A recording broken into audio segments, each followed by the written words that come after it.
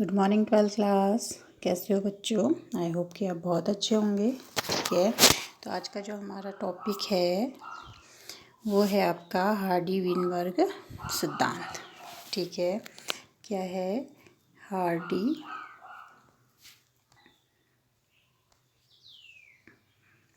Weinberg principal या सिद्धांत। ठीक है, हार्डी विनबर्ग सिद्धांत। तो इन्होंने ये दो साइंटिस्ट थे। ठीक है, इंग्लैंड के थे हार्डी जो एक गणितज्ञ थे, और दूसरे हैं हमारे विनबर्ग जो कि एक जर्मन फिजिशियन थे। ठीक है, इन्होंने जीन आवृत्ति के लिए, ठीक है, जीन आवृत्ति के अध्ययन करा और एक सरल गणितीय संबंध उसमें स्थापित किया। ठीक है, किसमें? कि इनके अनुसार क्या था, यदि किसी बड़ी जनसंख्या में, ठीक है, यदि किसी बड़ी जनसंख्या में अगर क्या क्या ना हो, उत्परिवर्तन ना हो, ठीक है, उत्परिवर्तन ना हो, प्राकृतिक वर्ण ना हो, ठीक है, जीन प्रवाह ना हो, तो उसमें क्या कहा इन्होंने कि वो जो जीनों की आवृत्ति है, ठीक है, क्या है? जीनों की जो आवृत्ति है, ठीक है, वो पीढ़ी दर पीढ़ी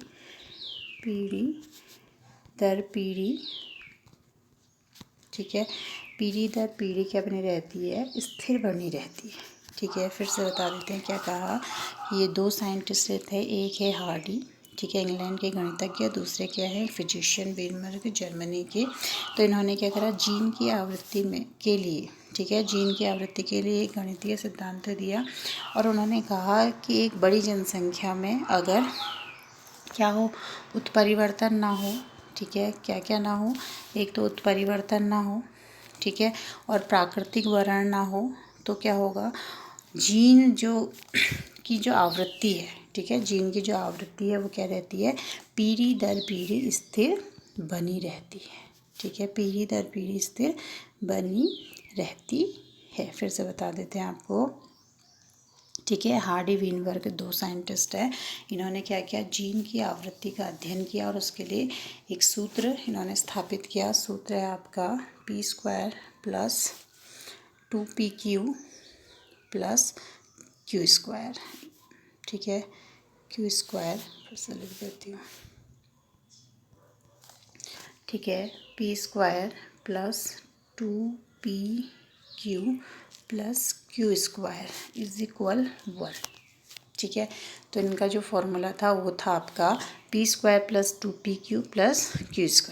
ठीक है, आप इसको ऐसे भी समझ सकते हैं, p + q का होल स्क्वायर, जैसे आपने मैथ्स में पढ़ा होगा 10th में या उससे भी पहले a + b का होल स्क्वायर। तो इसको हम खोलते हैं तो क्या जाता है? p² + q² + 2pq। ठीक है, तो इन्होंने कहा कि अगर हम क्या करें, किसी बड़ी जनसंख्या में क्या करें, जीनों की आवृत्ति का अध्ययन करें, तो उसमें जो सूत्र निकलेगा वो आएगा p + 2pq + q² = 1। ठीक है, अब इसकी एक शर्त थी। इन्होंने कहा कि अगर किसी बड़ी आबादी में, ठीक है, जैसे बड़ी आबादी है, ह्यूमंस की भी हो सकती है, किसी जीव की भी हो सकती है, तो इन्होंने उसमें शर्तें रखी। जो पहली शर्त थी वो क्या थी? उत्परिवर्तन ना हो। ठीक है, उत्परिवर्तन ना हो। ठीक, दूसरा क्या है? उसका प्राकृतिक वर्ण ना हो। ठीक है, यानी कि उसमें कोई ऐसे चेंजेस नहीं है। अगर उसमें कोई भी चेंजेस नहीं आएंगे बाहर से, ठीक है, तो क्या होगा? उसकी जो जीन फ्रीक्वेंसी है, यानी कि जो जीनों की आवृत्ति है, वो सदैव एक ही रहेगी। ठीक है, अभी समझ नहीं आ रहा होगा आपको, धीरे धीरे समझते हैं इसको। ठीक है, अब देखिए क्या होता है। नॉर्मली जो प्रकृति होती है हमारी, उसमें क्या होता है, देखिए ग्राफ के माध्यम से समझाते हैं आपको। ठीक है, ये आपका है y अक्ष और ये क्या है आपका x। ठीक है, तो इसमें कर्व आप देख रहे होंगे कि यहाँ से जा रहा है और इस तरीके से आ रहा है। ठीक है ना, तो इसमें हम एक चीज़ इसमें मान लेते हैं कि इसमें क्या है, दो तरीके के जीव हैं। ठीक है, इसमें दो फैक्टर काम कर रहे हैं। पहले तो ये क्या है? ये है आपका ठंडा, ऐसे जीव जो ठंडी चीज़ों के लिए, ठीक है, ठंडे को क्या कर सकते हैं? ठंडे में सर्वाइव कर सकते हैं। कोई ऐसे जीव हैं कुछ कि जो ठंडे में क्या हो रहे हैं? सर्वाइव कर रहे हैं। और इधर की छोर में क्या है कि कुछ जीव हैं जो गर्मी के प्रति क्या है गर्मी में वो सर्वाइव करते हैं। ठीक है। मान लिया कि एक्स अक्ष है, एक वाई अक्ष है, ठीक है। हमने इसमें दो तरीके के जीव लिए। इधर वाले जो जीव हैं वो ठंडे में जीवित रहने वाले हैं और इधर के जो जीव हैं वो गर्म में रहने वाले, ठीक है। तो जो हमारा कर्व बना वो कैसे बना, देखिए ज़्यादा क्या हो रहा है यहाँ की ओर, ऐसे करके इस तरीके से बना। तो कहने का मतलब है कि ठंडे और गर्म वाले जो जीव होते हैं ना तो वो अत्यधिक ठंडा सहन कर सकते हैं, ठीक है। इसकी टेंडेंसी क्या है, ये ठंडे से ठंडे में जीवित तो रह सकते हैं, ठीक है। और दूसरे वाले की क्या है कि वो गर्म में रह सकता है। लेकिन इन दोनों ने क्या किया कि बीच वाले जो जगह थी वहाँ पर आकर ये क्या हो गए, निवास करने लगे, ठीक है। ज़्यादा गर्म वाले भी बीच में आ गए, ज़्यादा ठंडे वाले भी बीच में आ गए। तो जो बीच का एरिया है उसमें जो जीवन की जो संभावना है वो बढ़ गई हैं और एक कर्व क्या हो गया है, ऐसे ऊंचा हो गया है, ठीक है ना। फिर देखिए दूसरे में क्या हो रहा है, यही वाला इसको फिर से दिखा देते हैं, ठीक है। ये क्या है, एक कर्व है, ठीक हो गया। अब इसके 3 कर्वों में जो 3 ग्राफ उसमें कन्वर्ट हो रहे हैं। पहले मैंने क्या कहा कि इस साइड क्या है, ठंडे जीव रहते हैं, इस साइड क्या है, गर्म। लेकिन दोनों बीच में आ जाते हैं, ठीक है। क्योंकि जो प्रकृति है वो क्या कर रही है कि दोनों को बीच का जो एरिया है वो ज़्यादा गर्म भी नहीं है, ज़्यादा ठंडा भी नहीं है। तो इसलिए जीव यहाँ पर आकर क्या कर रहे हैं, निवास कर रहे हैं, ठीक है। तो ये कर्व क्या हो गया, इस तरीके से आ गया। अब क्या हो रहा है, देखिए कि जो बीच वाले जीव हैं वो क्या हैं, प्रकृति ने उनका चुनाव कर लिया है और ये जो कर्व है जीवों का वो इस एरिया में क्या हो रहा है, बढ़ता चले जा रहा है, मतलब मेंटेन हो रहा है, ठीक है। फिर क्या हुआ कि कुछ कारणवश जो ठंडे वाले जीव हैं उनकी संख्या में कमी आने लगी। तो ये जो कर्व है इस तरीके से शिफ्ट हो गया, यानी कि यहाँ के जो जीवों की संख्या थी वो घट गई है और दूसरी ओर ये कर्व गर्म वाले जीवों के प्रति आगे की ओर बढ़ गया है, ठीक है। यानी कि ठंडे वाले जीवों की क्या हो रही है, यहाँ पे मृत्यु हो रही है और ये जो ग्राफ है वो गर्मी की तरफ क्या हो रहा है, गर्म जीवों की तरफ सरक रहा है, ठीक है। तीसरे में क्या हो रहा है, देखिएगा कि जैसे अभी हमने कहा कि इस तरफ ठंडे जीव थे, इस तरफ गर्म जीव थे। तो क्या हुआ कि कुछ समय बाद क्या हुआ, अर्थक्वेक आया, ठीक है। तो उन्होंने क्या करा कि इन जीवों को क्या कर दिया, तितर बितर कर दिया है, यानी कि जो बीच के जीव थे वो मर गए, ठीक है। अब ये 2 हिस्सों में बढ़ गया है। इस साइड क्या है, जो ठंडे में सर्वाइव कर सकते हैं वो जीवों ने अपनी कॉलोनी इस साइड बना ली, जो गर्म में सर्वाइव कर सकते हैं उन्होंने उस जीवों ने इस साइड बना। तो एक ही समष्टि की, शुरू में हमने इसको क्या माना था, एक समष्टि यानी कि एक जनसंख्या के लिए लिया था। अब क्या हो रहा है कि इसमें क्या हो गए हैं, 2 तरीके के जीव बन गए। पहले क्या थे, ठंडे गर्म तो थे लेकिन जो बीच का हिस्सा वो क्या था, दोनों जीवों के लिए सूटेबल था। तो ये कर्व क्या हो गया, बढ़ता चला, ठीक है। और उसके बाद क्या हुआ कि इसका प्राकृतिक वर्ण हो गया, बीच वाले जीवों का प्राकृतिक वर्ण हो गया और शिखर ऊंचा हो गया, ठीक है। और तो ये वाले जीव क्या हो गए, बढ़ते चले गए, ठीक है। फिर क्या हुआ कि जो ठंडे जगह वाले जो जीव थे उनकी मृत्यु हो गई कुछ जीवों की।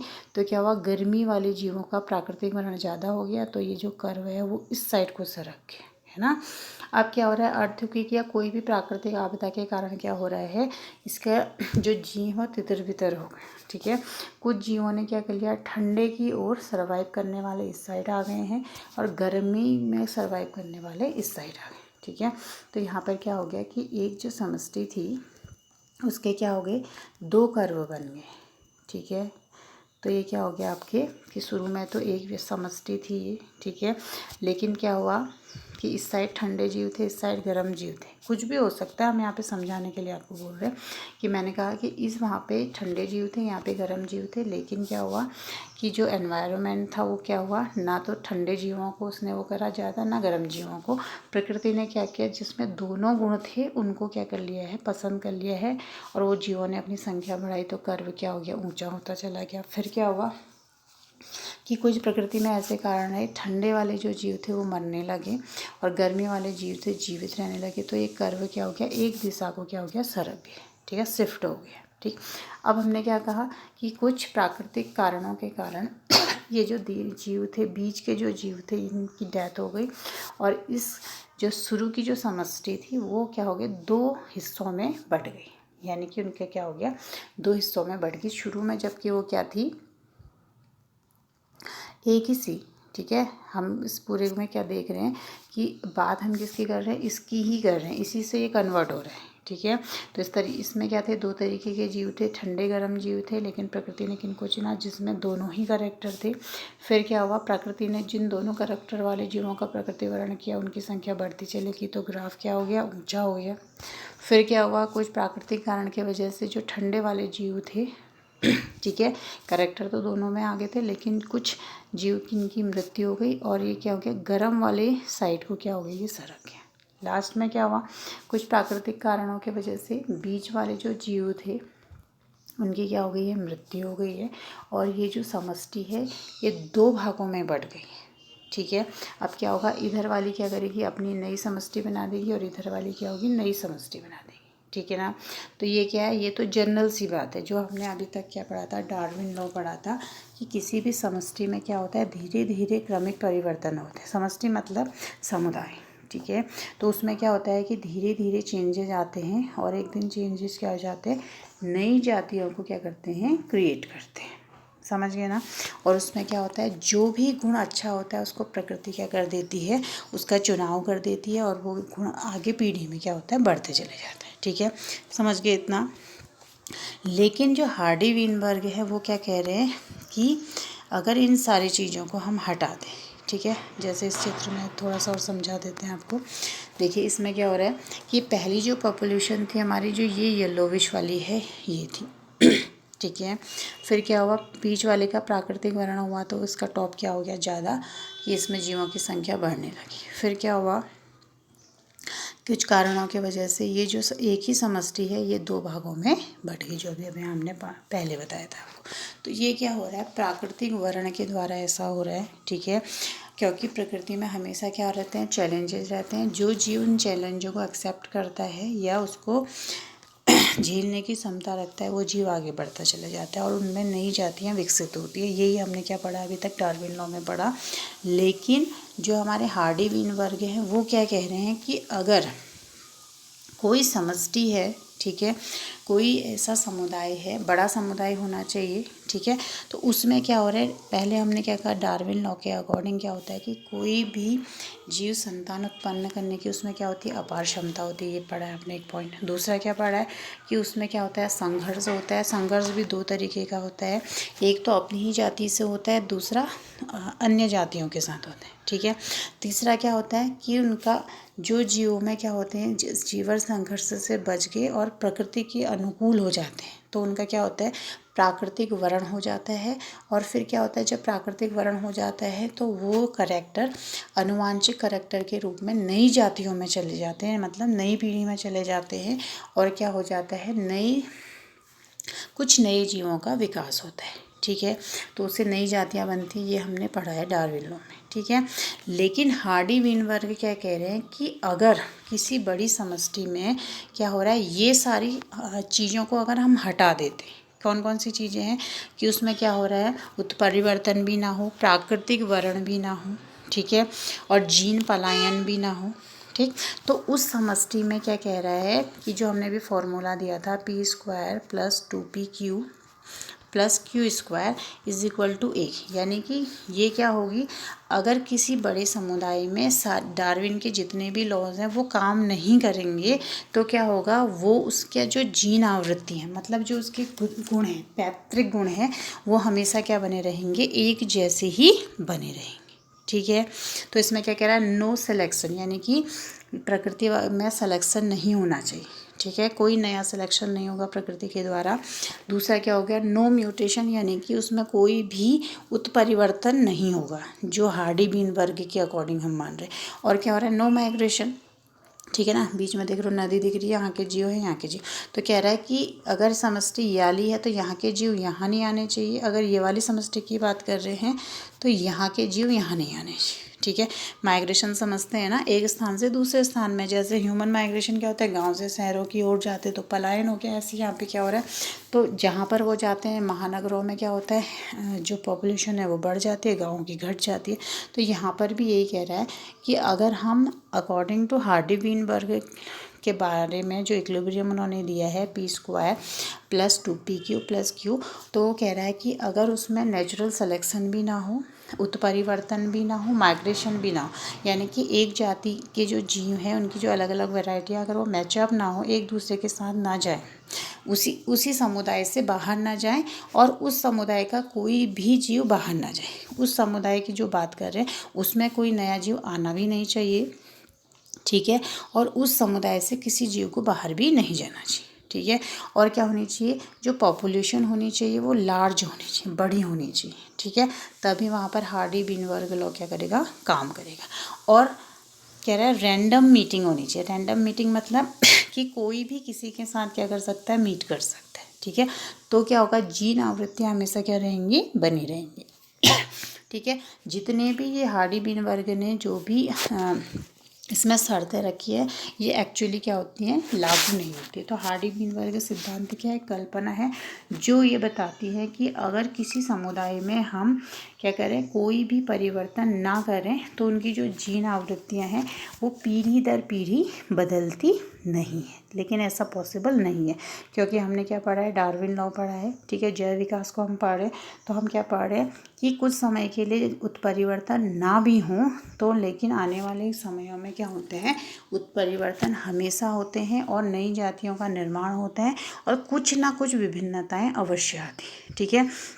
लेकिन अकॉर्डिंग टू हार्डी बीनबर्ग लॉ वो क्या कह रहे हैं कि कोई जीन आवृत्ति है p² + 2pq, इक्वेशन आपको याद करनी पड़ेगी, ठीक है। तो ये क्या होता है, इज इक्वल। तो ये क्या है कि ये जो है इक्वेशन इन्होंने दी, इन्होंने कहा कि p² + 2pq + q² = 1, ये जो इक्विलिब्रियम है हमेशा एक रहेगा, इसकी जो वैल्यू है वो हमेशा 1 रहेगी। क्यों रहेगी, अगर हमने क्या करेंगे कि वहाँ पर कोई प्राकृतिक चुनाव नहीं हो रहा है, कोई भी उत्परिवर्तन नहीं हो रहा है, माइग्रेशन नहीं हो रहा है, पलायन नहीं हो रहा है, ठीक है, और वो जो समुदाय है वो कैसा होना चाहिए, लार्ज होना चाहिए, बड़ा होना चाहिए, और रैंडम मीटिंग होनी, कोई भी किसी के साथ भी मीट कर सकते हैं, लेकिन ऐसा पॉसिबल नहीं है ना, सेलेक्टिव मीटिंग होती है हमेशा, ठीक है। तो इसके लिए क्या होता है कि अगर हम हार्डी बीनबर्ग लॉ जो है क्या है, एक परिकल्पना मात्र है, ठीक है। अब ये जो सूत्र है ये कैसे निकला आपको बताएंगे, ठीक है। नेक्स्ट देखिएगा, अब देखो जो माइग्रेन की बात हम कर रहे थे, माइग्रेशन की बात, क्या हो रहा है कि देखिए इसमें दो समुदाय हैं, ठीक है, एक ये वाला है और दूसरा ये वाला है, ठीक है। तो माइग्रेशन क्या हुआ कि अगर हम क्या कर रहे हैं, अकॉर्डिंग टू हार्डी बीनबर्ग लॉ दो समुदाय हैं, अगर दो समुदाय में क्या हो रहा है, यहाँ के जीव यहाँ नहीं जा रहे हैं, ठीक है, और यहाँ के जीव यहाँ नहीं आ रहे, तो ये क्या है, एक से है ना, एक से है, तो इसमें क्या होगा, जो जीन फ्लो होगा यानी कि जीन आवृत्तियाँ हैं वो क्या होंगी, हमेशा एक जैसी रहेंगी, है ना, ठीक है, एक जैसी रहेंगी। लेकिन ऐसा पॉसिबल है क्या, नहीं है। तो क्या हो रहा है कि इसमें देखिए थोड़े समय बाद क्या हो रहा है, यहाँ का जो ये रैबिट है वो यहाँ आने की कोशिश कर रहा है, और थोड़ी देर में हो सकता है 1-2 दिन में यहाँ का जो रैबिट है वो यहाँ चला जाएगा। तो क्या है कि इसमें वेरिएशन तो नहीं आने, अभी तक तो क्या है, ये अलग समुदाय है, ये अलग समुदाय है, लेकिन ये जब आपस में मिलेगा तो क्या है, तीसरे प्रकार के जीव बनेंगे, ठीक है। तो इसमें कुछ ना कुछ वेरिएशंस आ जाएंगे, ठीक। नेक्स्ट देखिए आप क्या हो रहा है, ये जो आपका हमने मोनोहाइब्रिड क्रॉस पढ़ा था ना, मोनोहाइब्रिड क्रॉस मतलब क्या हुआ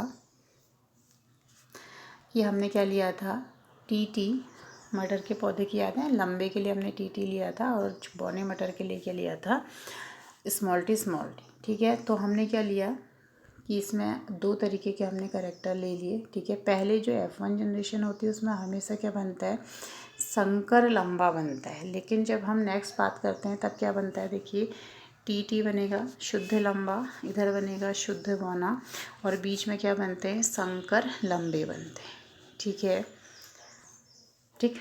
तो ये जो p² और ये वाला जो आया है वो कैसे आया है, देखिए एक शुद्ध लंबा, एक शुद्ध बौना, और बीच में क्या है, 2 बने, ठीक है। समझते हैं इसको कैसे बने, देखिए हमने क्या कहा, अगर हम हार्डी बीनबर्ग के अकॉर्डिंग ले रहे हैं कि कोई एक जीव है, ठीक है, कोई एक जीव है, ठीक, तो हमने उसके लिए उसका जो जीनोटाइप है वो क्या ले लिया है, कैपिटल ए, ठीक।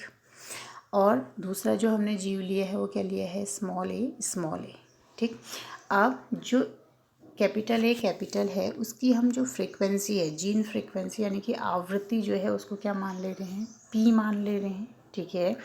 और इस स्मॉल की जो आवृत्ति है उसको हम क्या मान ले रहे हैं, क्यू मान रहे हैं। जैसा अभी हमने सूत्र क्या निकाला था बच्चों, पी स्क्वायर प्लस 2pq, ठीक है, plus q square is equal to क्या होना चाहिए, 1 होना चाहिए, ठीक है।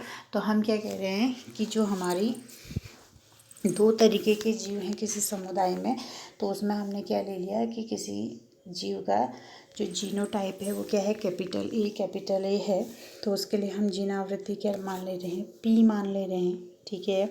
और जो स्मॉल ए वाले जीव हैं उनकी जो आवृत्ति है उसको हम क्या मान ले रहे हैं, क्यू मान लें, ठीक है।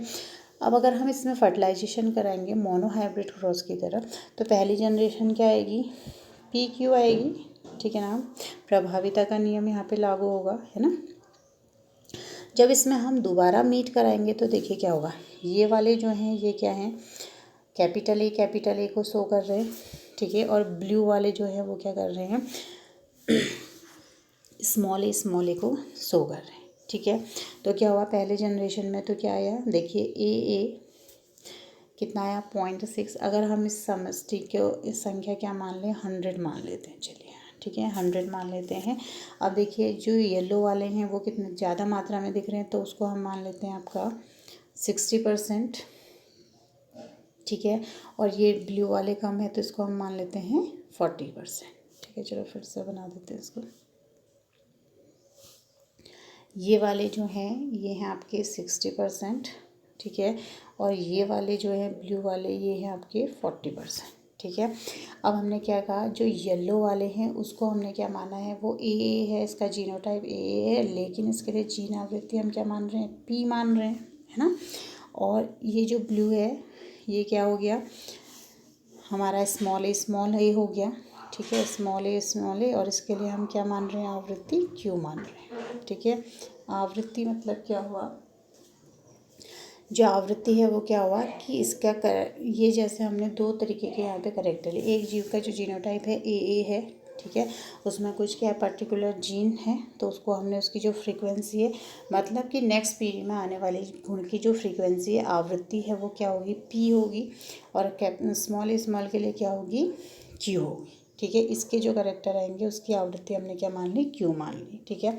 और हमने क्या करा, टोटल जो इसमें जीव हैं वो 100 हैं, 60% क्या है, कैपिटल ए वाले हैं, और 40% क्या है, स्मॉल ए वाले, ठीक है। जब हमने क्रॉस कराया तो क्या हो गया, देखिए पहली जनरेशन में क्या है, जो ए है वो क्या आया 0.6, उनकी जो फ्रीक्वेंसी है वो क्या आई 0.6, कैसा है देखिए 60 100 है ना, तो क्या हो गया, जब हम इसको करेंगे तो क्या हो गया 0.6 हो गया, ठीक है। ऐसे ही 40/100 करेंगे तो ये कितनी आ गई 0.4 आ गई, समझ गए। तो इससे क्या हो रहा है कि जो इनकी फर्स्ट जनरेशन में जो जीन आवृत्ति आ रही है वो कितनी आ रही है, कैपिटल ए की कितनी आ रही है 0.6 आ रही है, और स्मॉल की कितनी आ रही है 0.4 आ रही है, ठीक है।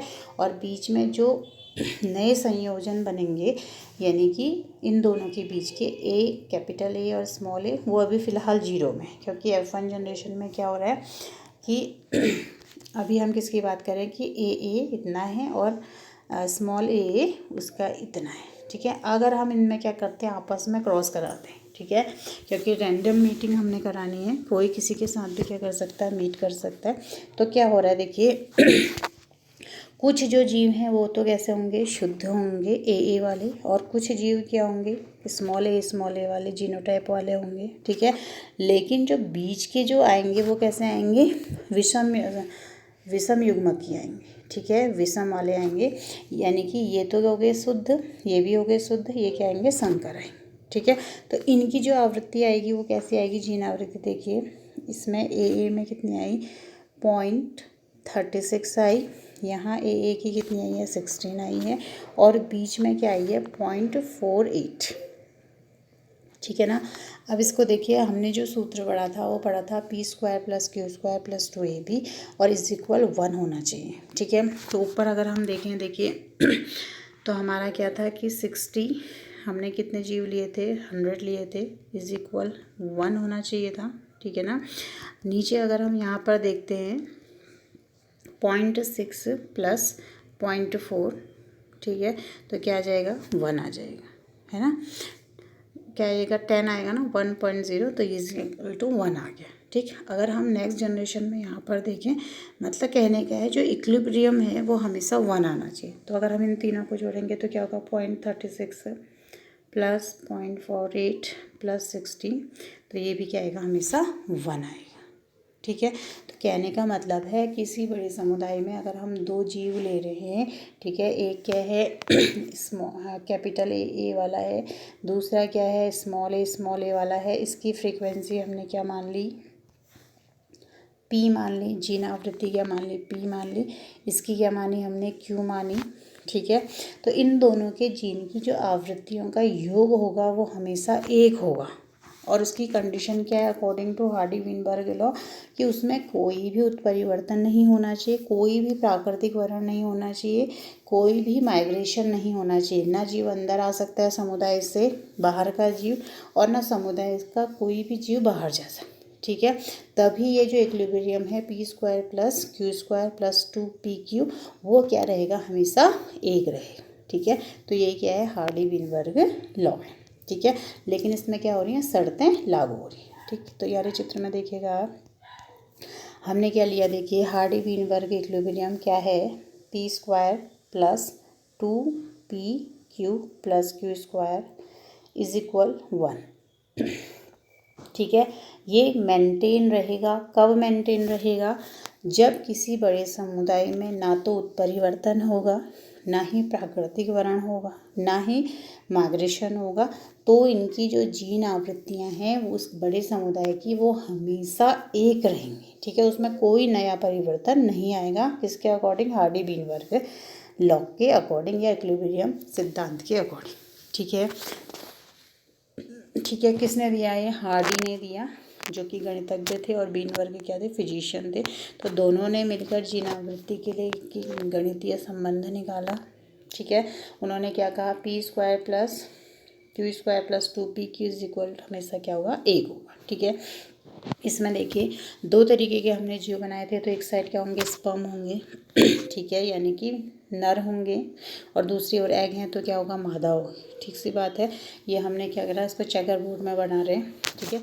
तो क्या हो गया कि हमने क्या करा, ये चेकर बोर्ड बनाया ए और ए, यानी कि हमने इसमें विषम संयोजी लिए हैं ए और यहाँ क्या लिया है, ए और ए, तो दोनों को मीट कराएंगे तो पहले वाले में क्या आएगा, ए कॉमन सी बात है, ठीक है। इसका इससे को क्रॉस कराएंगे तो क्या आएगा, ए। अब इसकी फ्रीक्वेंसी क्या है, p² है, ठीक है ना। देखिए ए, अब आप सोचेंगे p² कैसा है, तो हमने क्या कहा, जब हम ए के लिए ले रहे हैं तो इसकी जीन आवृत्ति हम क्या मान रहे हैं, p मान रहे हैं, है ना। तो एक ए के लिए p है, दूसरे ए के लिए भी p है, तो ऑब्वियस सी बात है क्या होगी, आपकी p² हो गई, ठीक है ना। दूसरा हमने क्या माना था, देखिए फिर से बता देते हैं, ठीक है। हमने क्या कहा कि जो ए है, ठीक है, एक तो ए हो गया और एक स्मॉल है। हमने इनकी जो फ्रीक्वेंसी ली थी वो क्या ली, हमने कहा ए की फ्रीक्वेंसी पी है तो दूसरी ए की भी पी होगी, है ना। तो ये क्या हो गया आपका p²। अब स्मॉल ए के लिए हमने क्या लिया है, क्यू लिया है, एक की क्यू है तो दूसरे की भी क्यू होगी, ठीक है। तो ये क्या हो गया, q² हो गया। अब बीच में देखिए हमने जब इसको क्रॉस कराया तो क्या आया, ए आया, नीचे क्या आया, स्मॉल ए, तो ये क्या हो गया, p² और q² तो यहाँ पर आ गए, ठीक है। p² ये हो गया आपका, q² ये हो गया। अब बीच के जो संकर बनेंगे वो क्या होगा, कैपिटल ए स्मॉल ए और कैपिटल ए स्मॉल ए। तो हमने क्या करना है, देखिए कैपिटल ए स्मॉल ए, तो कैपिटल ए के लिए जीन आवृत्ति क्या है, बताइए क्या है, p है, और स्मॉल ए के लिए क्या है, q है, यानी कि ये क्या हो गया, p और q हो गया। यहाँ पर a और स्मॉल ए, इसके लिए जीन आवृत्ति क्या होगी, इसके लिए भी वही होगी। कैपिटल ए के लिए जीन आवृत्ति क्या है, p है, और स्मॉल ए के लिए क्या है, q है, ठीक है, समझ गए। तो ये कैसे आया, PQ यहाँ पर भी है, PQ यहाँ पर भी है, तो ये क्या हो गया आपके 2PQ। तो इक्वेशन समझ में आ गई। देखिए अब क्या हो रहा है, अभी हमने समझाया कि ये ए है, जो ये क्या हो गया आपका p² हो गया, ठीक है। ये वाला क्या हो गया आपका q² हो गया, और ये जो बीच के बने ये क्या हैं, पी क्यू बने हैं, ठीक है ना, पी क्यू बने हैं, तो ये क्या हो गया आपके 2PQ, ठीक। तो इक्वेशन क्या होगी आपकी, ये पी स्क्वायर है, ए है, तो ए के लिए हमने आवृत्ति क्या मानी है, पी मानी है, 2 ए हैं तो पी स्क्वायर, नीचे क्या है 2 स्मॉल ए तो क्यू स्क्वायर, बीच में क्या है capital A small A, capital A small A 2 बार आया है, तो इसकी आवृत्ति क्या होगी पी क्यू और इसकी आवृत्ति क्या होगी पी क्यू। तो इक्वेशन क्या होगी हमारी, देखिए P square plus 2PQ plus q square is equal 1। तो ये क्या होगी आपका गणितीय संबंध जो स्थापित किया है वो इस तरीके से आया कि अगर हम क्या करें, अगर समुदाय में क्या होते हैं हमेशा मेल और फीमेल होते हैं ना, किसी समुदाय की हम बात कर रहे हैं तो उसमें हमेशा मेल और फीमेल होते हैं, तभी तो जनरेशन आगे बढ़ेगी। तो हमने क्या लिए, दोनों के एग और स्पर्म लिए, यानी कि ये क्या है नर को डिनोट कर रहा है, ये क्या है मादा को डिनोट कर रहा है, ठीक है। तो आपस में हमने इनका क्रॉस कराया तो क्या आ गया कैपिटल ए। इसके लिए हमने आवृत्ति क्या मानी है, पी मानी है, तो कैपिटल ए पी स्क्वायर, ठीक है। और इसमें क्या क्या स्मॉल आया तो ए आ गया, तो इसके लिए हमने क्यू मानी थी तो क्यू स्क्वायर, बीच वाला क्या आया capital A small A P Q, तो ये क्या आ गया 2PQ। तो इस तरीके से हार्डी वेनबर्ग ने क्या करी, अपना जो इक्विलिब्रियम दिया था वो इस तरीके से दिया था, ठीक है। लेकिन क्या है ये किसी भी जीव समुदाय में वर्क नहीं करती है, ठीक है, अकॉर्डिंग टू डार्विन लॉ, और वैसे भी नहीं करेंगे रियलिटी में। लेकिन हार्डी वेनबर्ग कह रहे हैं कि विशिष्ट परिस्थितियों में अगर हम ये सारे रूल इसके अंदर क्या कर दें, अप्लाई कर दें, कौन कौन से रूल, इसमें क्या हो, एक तो उत्परिवर्तन ना हो, ठीक है। कौन कौन से रूल हैं देखते हैं, देखिए हमने क्या पढ़ा, देखिए एक जीव संख्या में जीन तथा उसके युग्म विकल्पी सदैव अपरिवर्तनशील रहते हैं, ठीक है, इसे आंशिक संतुलन कहते हैं। अर्थात जीन को सदैव अपरिवर्तनीय होते हैं। कब होंगे जीन अपरिवर्तनीय, जबकि उसमें जो कंडीशन है वो क्या होंगी, देखिए जीन पलायन या जीन प्रभाव, यानी कि पलायन नहीं होना चाहिए, माइग्रेशन नहीं होना चाहिए, अनुवांशिक विचलन नहीं होना चाहिए, ठीक है। पलायन होगा तो क्या होगा, अनुवांशिक विचलन भी होगा, ऑब्वियस सी बात है। तीसरा क्या है, उत्परिवर्तन नहीं होना चाहिए, आनुवांशिक पुनर्संयोजन नहीं होने, मतलब नए संयोजन नहीं बनने चाहिए, ठीक है। और लास्ट क्या है, प्राकृतिक वर्ण नहीं होना चाहिए। अगर ये सारी शर्तें हम क्या रख दें, किसी समुदाय में रख दें, तो जो उसकी इक्वेशन है जो अभी हमने निकाली, p square plus q square plus 2AB is equal to 1, तो वो हमेशा क्या रहेगी, कांस्टेंट रहेगी, 1 रहेगी, ठीक है। लेकिन अभी हमने क्या कहा कि ऐसा पॉसिबल नहीं होता है, ये क्या है, एक हाइपोथेसिस है, परिकल्पना मात्र है। अगर हमें इसको फॉलो करना है तो हमें क्या करना पड़ेगा, एक समुदाय को बिल्कुल अलग से सेपरेट रखना पड़ेगा, तो ही ये क्या है संभव है, ठीक है। तो इसके लिए इन्होंने जो शर्तें दी थी, देखिए आबादी के सदस्यों में जनन संयोजक हो मुक्त होना चाहिए, मतलब कि कोई भी किसी से मीट कर सकता है, उसकी स्वतंत्रता होनी चाहिए, सेलेक्टिव मीटिंग नहीं होनी चाहिए, ठीक है। नेचर में क्या होता है, हमेशा सेलेक्टिव मीटिंग होती है ना, कुछ गुणों को देखकर ही मेल और फीमेल एक दूसरे को पसंद करते हैं, तो वो क्या होगी, वो रैंडम नहीं, वो सेलेक्टिव मीटिंग होगी। लेकिन ये कह रहे हैं कि आबादी में रैंडम मीटिंग होनी चाहिए, कोई भी किसी के साथ भी मीट कर सकता है, ठीक है। फिर क्या हो रहा है कि आबादी में उत्परिवर्तन नहीं होना चाहिए, ठीक है, उत्परिवर्तन नहीं होना चाहिए, और माइग्रेशन भी नहीं होना चाहिए, ठीक है, और आबादी बड़ी होनी चाहिए, ठीक है। तो ये सारे आपको बता दिए हैं। अब दूसरा क्या हो रहा है कि जैसे अभी हमने वहाँ पे पढ़ा था कि हम क्या कर रहे हैं, किसी आबादी में क्या मान रहे हैं, अगर 100 जीवों को मान रहे हैं, ठीक है, जैसे यहाँ पे एग्जांपल दिया हुआ है, तो हमने प्लांट के लिए लिया है टी और कैपिटल टी के लिए, तो हमने क्या कहा, अभी माना था ना 100 जीवों के लिए, तो 60 ही आ गया, तो इसकी जीन आवृत्ति कितनी आ गई 0.6, ये भी 0.6, ठीक। तो अगर हम इसको इस इक्वेशन में रखें, ठीक है, आगे बताया था आपको 0.6 square plus 2PQ plus 4 square, तो ये कितना आया था 0.36, 0.48, 0.16, ठीक है। तो कहने का मतलब है कि किसी भी कंडीशन में, ठीक है, चाहे वो क्या आए, पी स्क्वायर की कंडीशन में आए या 2PQ की कंडीशन में आए या क्यू की, यानी कि कभी ये बढ़े, ठीक है, कभी ये बढ़े और कभी ये बीच का फैक्टर बढ़े, जैसे इसमें हो रहा है ना, ये क्या है, जो कैपिटल टी वाले हैं, यहाँ पे टी है क्योंकि टी वाले हैं वो 36 है, ठीक है, और स्मॉल टी वाले कितने हैं, 16 है, ठीक है। तो लेकिन जो बीच का 2pq है, यानी कि जो संकर आ गए यहाँ पर, वो कितने हैं, 39 आ गए ना। 2 इंटू कैसा आएगा देखिए, 2pq, तो p की वैल्यू कितनी है, 0.6 है, ठीक है, और q की वैल्यू कितनी है, 4 है, तो कितना हो गया, 6 चौको 24 इंटू 2, तो क्या हो गया, 39 हो गया, ठीक है ना।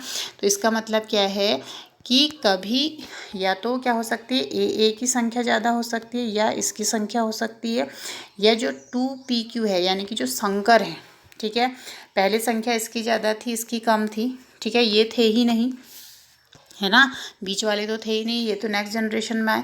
तो कहने का मतलब है कि पहले क्या था, 60 + 40 = 100, यानी कि इक्विलिब्रियम 100 था। फिर हमने कहा ये कितने हुए, ये 36 हो गए, इनकी संख्या 36 हो गई, ठीक है, और ये कितने हुए, 16, और बीच के कितने हो गए, 48, तो दो सबको जोड़ेंगे तो क्या आएगा, 100 आएगा, ठीक है, = 1। तो किसी भी कंडीशन में, ठीक है, चाहे वो विषम संयोजी हो, चाहे वो शुरू वाले में जो फैक्टर लिए थे हमने वो हो, तो हमेशा जो उसका इक्विलिब्रियम है वो क्या आना चाहिए, 1 आना चाहिए, किसके अकॉर्डिंग, हार्डी बीनबर्ग के अकॉर्डिंग, ठीक है। तो ये क्या हो रही है, सारी चीज़ें हार्डी बीनबर्ग लॉ को दिखाती है, ठीक है। अच्छा, एक और चीज़ है इसमें, देखिए यहाँ पे कि हमने क्या करा कि ये क्या है, कोई समुदाय है, इसमें 3 तरीके के जीव हैं, देखिए 2 ही तरीके के जीव हैं, ठीक है। एक तो क्या है, ब्लू डॉटेड है, दूसरा क्या है, येलो रेड है, ठीक है। तो क्या हुआ कि कुछ जो इसमें रेड वाले थे वो अलग जगह को चले गए, ठीक है, उन्होंने यहाँ पे क्या बना दिया, अपनी जीवनावृत्ति बना दी, अलग समुदाय बना दिया। दूसरे ने से जो ब्लू थे वो निकल के आए, उन्होंने अपना एक समुदाय बना दिया। अगर ये समुदाय में क्या हो रहा है, हम ये जो फैक्टर अभी हार्डी बीनबर्ग ने बताए वो लागू कर देंगे, तो ये क्या होगा, हमेशा क्या होगा, अपरिवर्तनशील रहेगा, यानी कि p² + q² + 2pq यहाँ पर वर्क करेगा, ठीक है। यहाँ पर भी एक जैसे समुदाय हैं तो यहाँ पर भी वर्क करेगा बाकायदा, अगर हम उसमें कंडीशन कौन से लगाएं, हार्डी बीनबर्ग के लगाएं। लेकिन बीच वाले में क्या, देखिए दोनों तरीके के लोग यहाँ पर आ गए, तो क्या है, इनमें दोनों तरीके के जीव बढ़ने की संभावना है, तो यहाँ पे हार्डी बीनबर्ग लॉ क्या करेगा, काम नहीं करेगा, समझ गए बच्चों। तो आज के लिए इतना ही, ठीक है, कल फिर हम नेक्स्ट टॉपिक में बात करेंगे। Thank you.